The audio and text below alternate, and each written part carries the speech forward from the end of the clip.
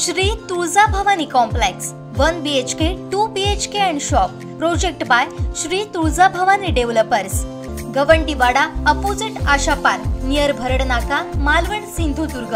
आपल्या स्वप्नातील घर प्रत्यक्षात। Contact details for booking.